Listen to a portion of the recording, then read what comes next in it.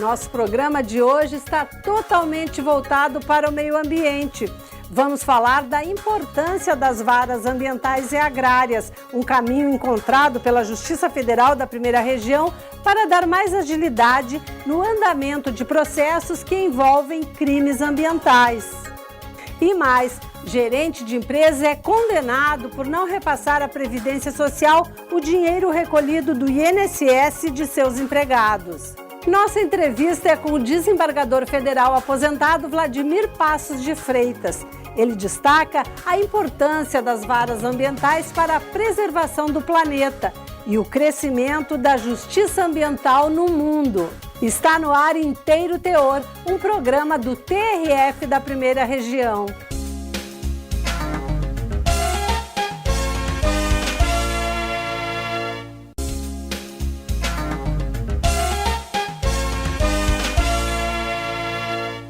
Recolher o INSS dos empregados e não repassar o dinheiro à Previdência Social é crime grave e pode dar até cadeia.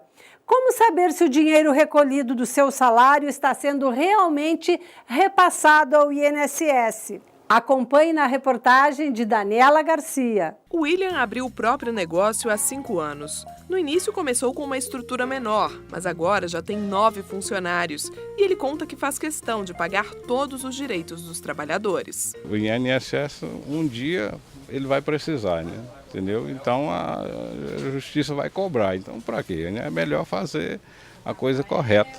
Todo mês recolher direitinho. É bom para mim e para eles, né? Eu acho que o objetivo é esse, dar continuidade. Se todos pensassem como eu, o funcionário é prioridade. Sem eles, como é que, né? Então, os direitos têm que ser pagos, têm que ser recolhidos. Isso aí é fundamental. Mas nem todos pensam como o William, e há funcionários que acabam passando por situações delicadas.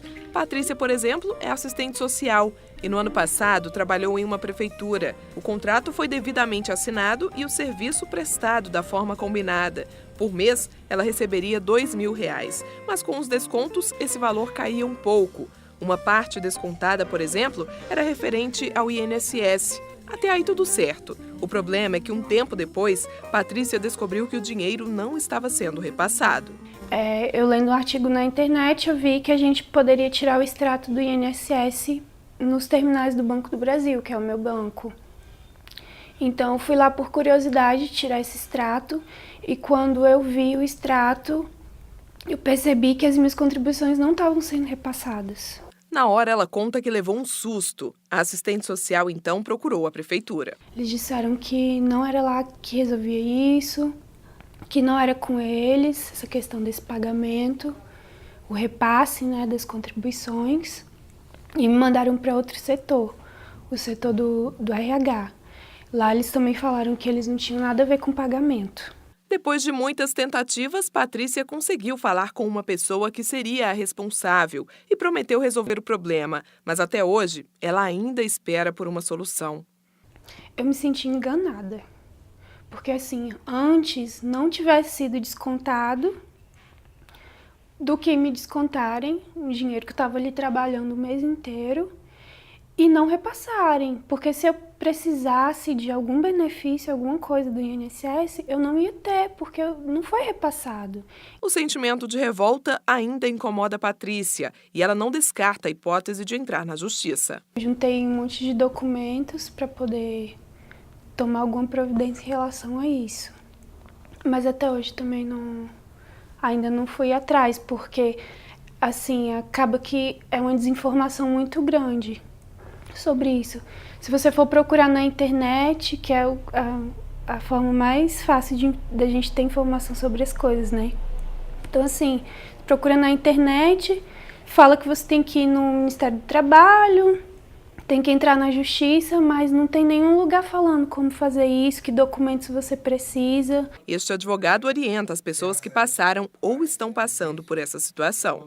O empregado, ao descobrir o desconto em sua folha de pagamento e não repassa a Previdência Social, ele deve comunicar ao Ministério Público Federal ou procurar um advogado da área ou até mesmo procurar a Defensoria Pública para que seja promovido a ação no trâmite em âmbito judicial cabível, para que a empresa possa responder e, consequentemente, a Receita Federal sendo informada e intimada sobre tal ação do não recolhimento, ela irá posteriormente efetuar a cobrança, mas ele também pode procurar a DRT, ele pode procurar a Receita, o próprio INSS, porque a obrigatoriedade da fiscalização nesse tipo é da Previdência. Em Juiz de Fora, Minas Gerais, o gerente de uma empresa de embalagens foi condenado à prisão por não recolher o INSS descontado da remuneração dos empregados entre 2001 e 2003. Acusado de apropriação indébita previdenciária, o homem tentou reverter a condenação imposta pela terceira vara de Juiz de Fora e recorreu ao Tribunal Regional Federal da Primeira Região. A quarta turma do TRF, no entanto, negou o recurso do sócio e gerente da empresa e manteve a condenação. Quando ele desconta do funcionário e não faz o repasse, o crime está tipificado no artigo 168A do Código Penal, que é o crime de apropriação indébita previdenciária. O que isso quer dizer? O crime é um crime omissivo próprio. Ele não precisa que o agente fique em sua guarda com o dinheiro. Basta apenas que ele seja omisso. Ou seja, basta que ele não repasse ao INSS. E com isso ele recorre na pena prevista no artigo 68A, como dito, e a pena é de reclusão de 2 a 5 anos e multa. E para saber se a empresa que você trabalha está recolhendo devidamente o INSS, basta acessar o site da Previdência Social www.previdencia.gov.br com a senha eletrônica. Ou quem é correntista da Caixa Econômica Federal pode tirar o extrato previdenciário na página virtual do banco www.caixa.gov.br. Quem tem conta no Banco do Brasil também pode conferir a informação nos terminais de autoatendimento ou por meio da internet www.bb.com.br. Depois do intervalo, saiba mais sobre a importância das varas ambientais e agrárias. Elas dão mais agilidade na tramitação de ações envolvendo crimes ambientais e a consequente punição dos culpados. Até já!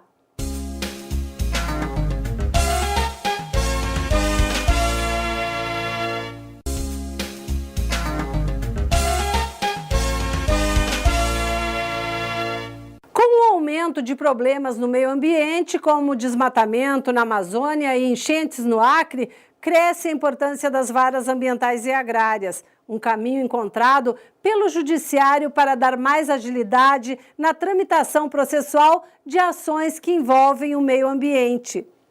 Acompanhe como foi a criação das varas ambientais e agrárias na Justiça Federal da Primeira Região. A maior floresta tropical do planeta se estende por uma área que corresponde a 61% do território brasileiro.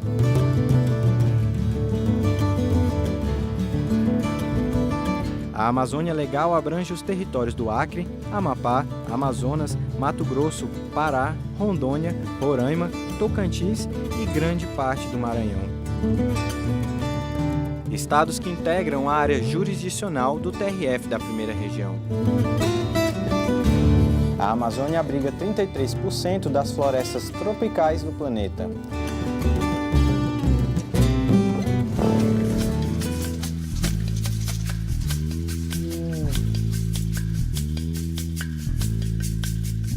As operações de combate ao desmatamento se deparam com muitas dificuldades. Quando a ação fiscalizatória chega, você não encontra dono, você não encontra, você encontra a porteira fechada. O avanço da pecuária e da lavoura de soja mecanizada, a criação de assentamentos e a atuação ilegal de madeireiros são as principais causas do desmatamento da Amazônia. No ritmo alucinado das motosserras e dos fornos clandestinos, a mata vira carvão.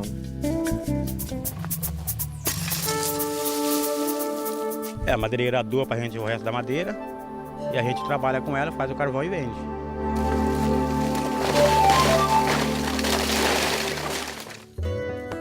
Outro problema grave que atinge a Amazônia é o tráfico internacional de animais silvestres. O IBAMA reconhece que não tem fiscais suficientes para impedir esse tráfico.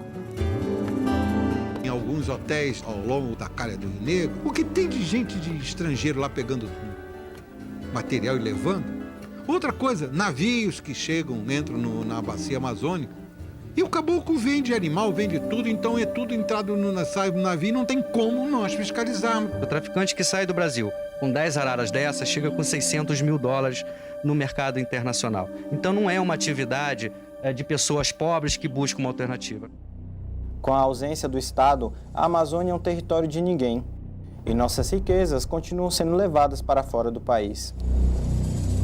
Quem não sabe do Chanel número 5, que é tirado de uma raiz da Amazônia, que é o capim cheiroso, até hoje continua ainda a agredir a natureza, a retirar para se mandar isso para fazer o grande perfume Chanel número 5. Os crimes ambientais dos estados que fazem parte da Amazônia Legal são julgados pelo TRF da Primeira Região, que tem jurisdição sobre 3 estados e o Distrito Federal. Destes, os campeões na prática de crimes ambientais são os estados de Roraima, Amazonas e o Pará. Aqui no tribunal, a 5ª e a 6ª turmas julgam os crimes contra o meio ambiente. O agressor desmata a floresta, desertifica a Amazônia e passa a criar boi naquela região, ou então a plantar soja transgênica. E agora já se pensa até em plantar cana-de-açúcar, né? Visando assim um desenvolvimento econômico insustentável. Vale também destacar o caráter pedagógico dessas sentenças ambientais. Elas mostram para a população que muitas práticas culturais são crimes ambientais. Para dar mais agilidade na tramitação de crimes ambientais, em 2010 o TRF da Primeira Região instalou 4 varas ambientais na Amazônia Legal. As 2 primeiras foram em Belém e Manaus, outra em São Luís, no Maranhão, e uma em Porto Velho, capital de Rondônia. A justiça é demandada nesse tema sobre várias frentes, desde o crime ao desmatamento, a uma poluição de rio, a um tráfico de animais. Então a justiça pode responder ao povo em todas essas frentes. Em 2011 e 2012 foram instaladas mais 2 varas ambientais no Pará, uma em Marabá e outra em Santarém. A instalação dessas varas ambientais irá certamente despertar na consciência ecológica global um interesse cada vez maior de cobrar das autoridades brasileiras os resultados desta implantação. Neste momento em que o país enfrenta a maior crise de abastecimento hídrico de sua história, a especialização das varas ambientais ganha ainda maior importância, uma vez que essas varas dão mais agilidade na tramitação de ações envolvendo crimes ambientais e a consequente punição dos culpados.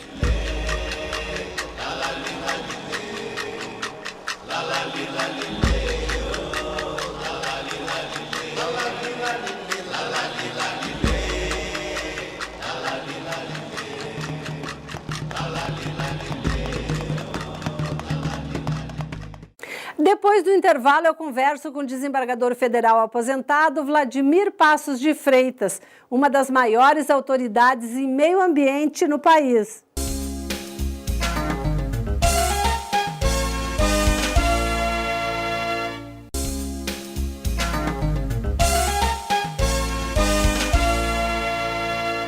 O desembargador federal aposentado Vladimir Passos de Freitas é o primeiro latino-americano eleito presidente do International Association for Court Administration, o IACA, instituto criado em 2004 na Eslovênia para promover estudos de aprimoramento de tribunais. Qual é a sua missão frente a esse cargo? Esse cargo é de presidente eleito, portanto, eles têm um sistema que só 2 anos depois o eleito assume a presidência. E daí elege-se outro presidente eleito. Quando a pessoa vai assumir a presidência, ela já está totalmente envolvida com a administração. É um sistema que eu desconhecia, muito interessante, que poderia ser inclusive usado para os tribunais. Poderia ter o presidente e o presidente eleito, que já seria o próximo.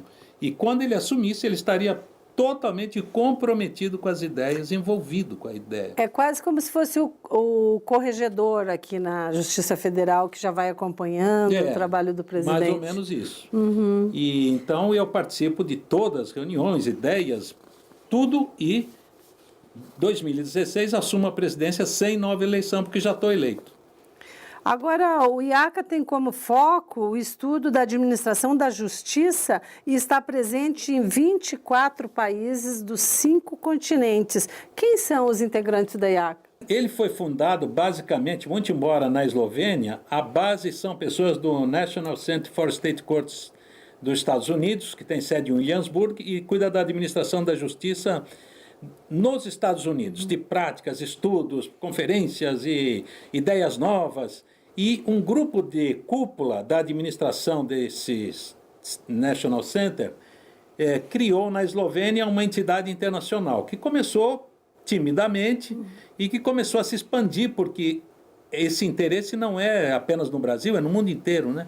A morosidade da justiça, a explosão de processos, isso é um fenômeno mundial. Então começou a se expandir para o mundo inteiro e hoje tem vice-presidentes em cada continente, associados em quase todos os países, e o board, que eles chamam, que seria a cúpula, a diretoria, que é constituída por umas 8 pessoas, o presidente eleito, e depois o CEO, que é um tipo do embaixador, e bom, aí tem uma administração. Agora, o reflexo são representantes do judiciário do mundo todo reunidos para apontar soluções. De que forma essas soluções beneficiam a população do mundo? De forma, assim, indireta, porque as pessoas que se envolvem nisso absorvem as práticas de êxito de outros países, de êxito apresentadas em conferências, em trabalhos, porque tem uma revista eletrônica onde são apresentados trabalhos. Por exemplo, recentemente, a admissão do juiz na Polônia. Qual o sistema de admissão? Como são as promoções? Foi colocado um trabalho na revista eletrônica. E as pessoas podem aproveitar todas essas ideias para introduzi-las nos seus países. Sem contar o networking, né? A conversa eletrônica, a conference call, que as pessoas se reúnem e por telefone discutem coisas. E o que me impressiona mais é a organização. Eu tinha a ilusão de que eu era organizado. Eu sou organizado e tal. Mas quando eu me envolvi com eles, eu vi que eu sou um amador, porque eles planejam assim, um encontro daqui a 2 anos é planejado agora. Se vai ter jantar ou coquetel, tudo é planejado. Se as pessoas vão do local do encontro, nós estamos planejando um em Washington, nos Estados Unidos, e deve ter uma solenidade na Suprema Corte. Se as pessoas irão da Suprema Corte para o hotel, de metrô ou de um ônibus, porque o ônibus tem muito tráfego, é muito difícil de parar um ônibus perto. Então, essa organização também é uma coisa boa, importante, que vai... Diferente da nossa desorganização tupiniquim. Mas deixa eu lhe perguntar, em termos de bons exemplos, o senhor falou, o senhor está levando da justiça brasileira para lá. Eu propus que se criasse um link dentro do site de práticas de sucesso no mundo inteiro. Foi algo assim, mais ou menos, mirando aqui no exemplo do Inovare, que é um projeto muito interessante, de muito sucesso.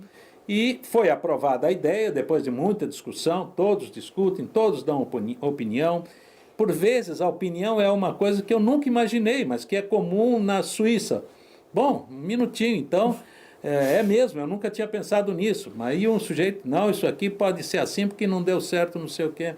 Então, aprimora-se a ideia e agora estamos para abrir um edital convocando as pessoas para apresentarem experiências de sucesso dos seus países.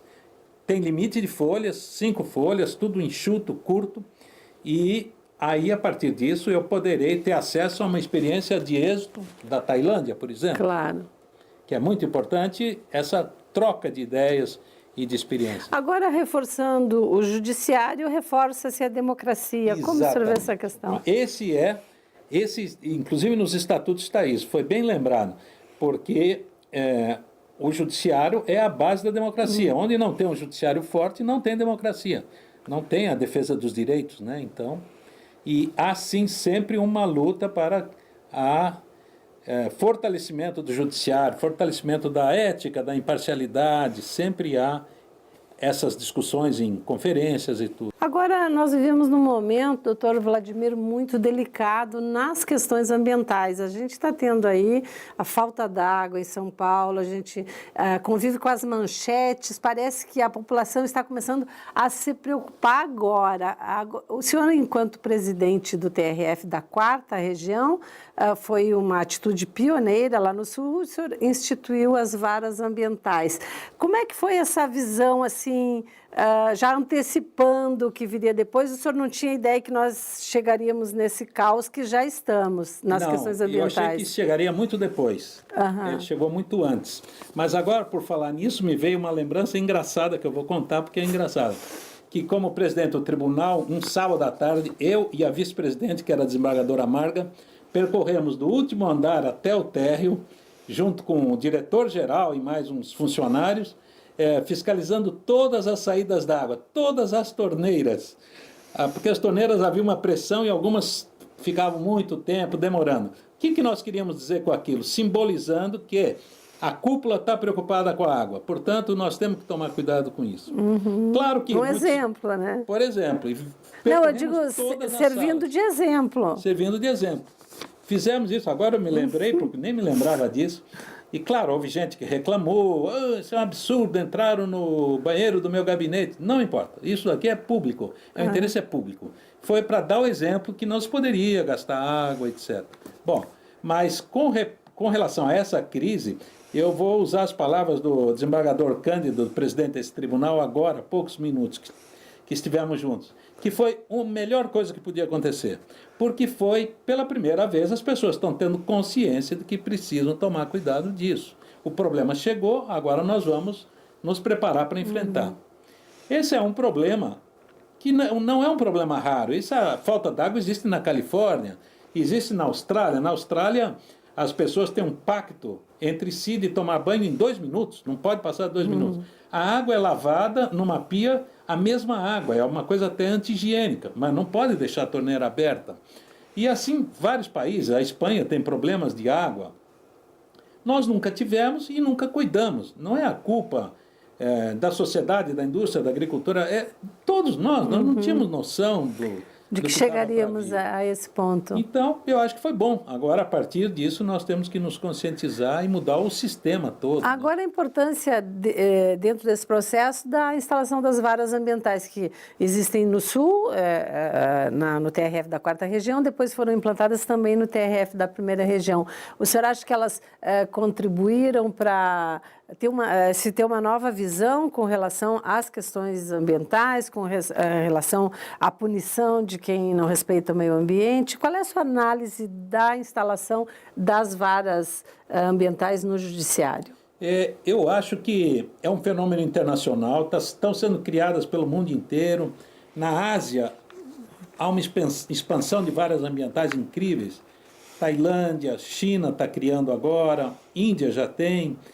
E é um fenômeno mundial. E o Brasil não pode ficar atrás. Nós já temos 16 no Brasil, somando estadual e federal.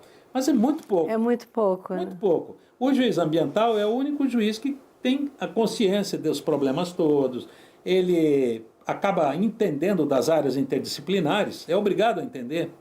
Enquanto um juiz de uma vara federal comum, de uma cidade grande como Belo Horizonte, São Paulo, Rio, onde não tem, nenhuma das 3 tem, ele não entende de ambiental e ele tem tributário, previdência, não sei o quê, e ainda vai, de repente, uma ação civil pública desse tamanho, pedindo que se pare as obras de uma hidrelétrica. É muito complexo isso tudo e muito importante para o país.